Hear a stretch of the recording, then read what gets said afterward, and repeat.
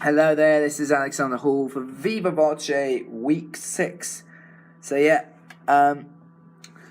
in this one I'm going to be talking about all the different things that I've covered for the last it's the last week and a half. So I'm going to get started. So firstly, what research have I undertaken this week? I researched I researched Charlotte Josephine, who was well known, who did this method called 10 questions, and you had to think of someone, but you didn't know them that well. So you could say, for example, you could maybe talk about like the person who might be at a shop that you go to regularly. So, for example, you could go with, if you go to a newsagent's on a daily basis and you see the same person at the counter, then you'd know them, you'd recognise them, but you wouldn't know them that well. So you wouldn't know their name. If you got chatting, of course. But yeah, it's a bit like that. That's one of the games that Charlotte Josephine made, and she was very well known. From what I remember, she was acclaimed for 2 of her plays in the Edinburgh Fringe. One of them I remember was Rush, which was one that she did back in 2017, and it went on tour. Well, wait a minute, it was 2016, and then of course in 2017 it went on a UK tour and got a lot of acclaim for it. And yeah, another another piece of research that I found was Stormzy. Stormzy's recent rap that he made for the Grenfell, in a tribute to Grenfell. So it was a really aggressive tune that he was doing. So it's like a protest towards people like going towards Theresa May, talking about how black people are not given enough hospitality by the government and immigration. The same thing there through Brexit, etc. And yeah, and then the last one that I looked over was the 3 billboards of Grenfell, which I found on this website, which was made from the Australian news, called Pop Sugar, and it was taking these 3 billboards that were taken by a film, and then the 3 billboards created like a new speech towards all the people who died in Grenfell. So it said 71 people died in Grenfell on these 3 billboards that were travelling around London, which was back in February this year of 2018. So yeah, and it was put on there on the Twitter page of the 3 billboards of Grenfell. So that's one of them.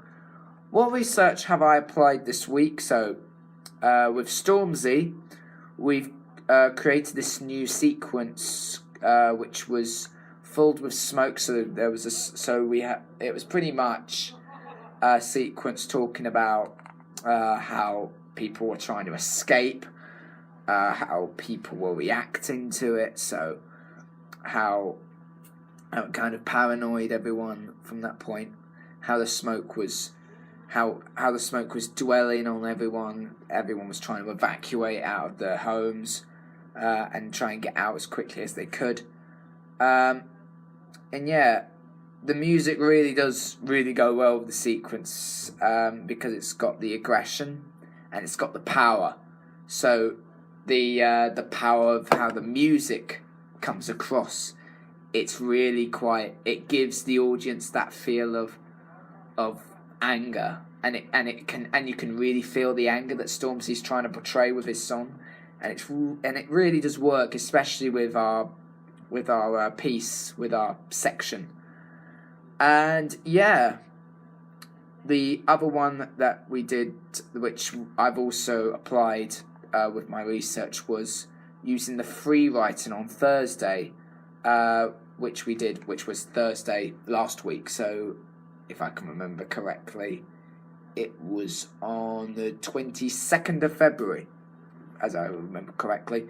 All we had to do was free write. So we had to write So we were given like a topic, maybe given like a first start of a sentence, and then maybe finished it off about how we felt. So you could say, for example, one of us had to say, "Oh yeah, this I feel really lucky. I've got a wealthy family. Blah blah blah blah." You could talk about that, for example, and just kind of create something to go well.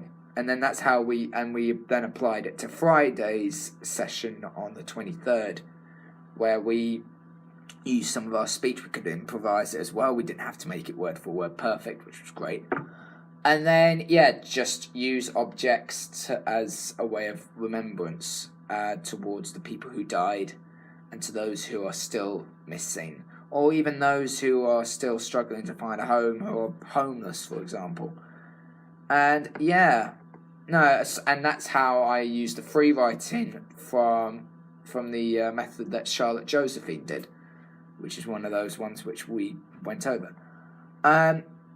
Number 3, what practical problems have I come across over the week and a half, of course, on the hospital waiting room sequence, which was on the 21st of February, which was a Wednesday. The timing was awful. It was absolutely awful. I would not want to stress it badly. It was absolutely awful. So what we had to do is we had to recap a couple of times when our timing was right, so when our cues were, recognising the point where, like for example I had to recognise the point where Zach and Micah are on the left hand side of their chairs, which I've mentioned before, and then go straight into my movement. And the other one was and we all had to go over our timing, of course, with the underscore, which we did on the 22nd, which we did with Sam. So Sam Bevan in the H&D. We had to really think about our timing. When we showed what we had learnt so far from the session that we did on Thursday, and we showed it to the other class, our timing, we didn't know what we were doing. At one point, we just had to listen out. I think we were trying to copy what other people were doing, and that's not a good skill to have as a performer. Don't think about, if that's what someone else is doing, just copy them, because they could be making the exact same mistake as you. So whatever happens, think about what you remember, which is one thing that we need to work on in the underscore, which we'll be going over with Leanne very soon. So hopefully tomorrow. So because today is 28th of February and tomorrow's the 1st, so we'll be having Leanne first. So we'll hopefully go over that if the snow stops. What practitioners have I come across this week? Well, practitioner-wise, Charlotte Josephine, Storm Z, Frantic Assembly, of course. As I've mentioned with Charlotte Josephine, well known for her massively acclaimed plays that she did for the Edinburgh Fringe and then took them on tour. She got awarded dozens of awards for her plays, which were done through from 2012 and 2011 all the way up to the present day. She's still doing a lot. Stormzy, a rapper who did this new rap which he did in tribute to the Grenfell victims, which he showed at the Brit Awards in 2018. And Frantic Assembly, one that I could not describe because we've gone over Frantic an awful lot over this coming course of the whole term, because Frantic are a massive importance to our course and a massive importance to this project. Have we created anything new? And what was the outcome? Well, the GCSE run, which we did on Wednesday afternoon with Joe, was really successful. We got through it really quickly. I think it was very easy to memorise in our heads. Me and Georgia Webber, we really had got our eyes straight onto it. We weren't distracted of any kind, and we just got it done. We showed a lot. It was. I could see a lot of discipline in that topic in that section. So it was really good. It was very well done. We all put a lot of effort into it, and it was just really smooth and really well done overall.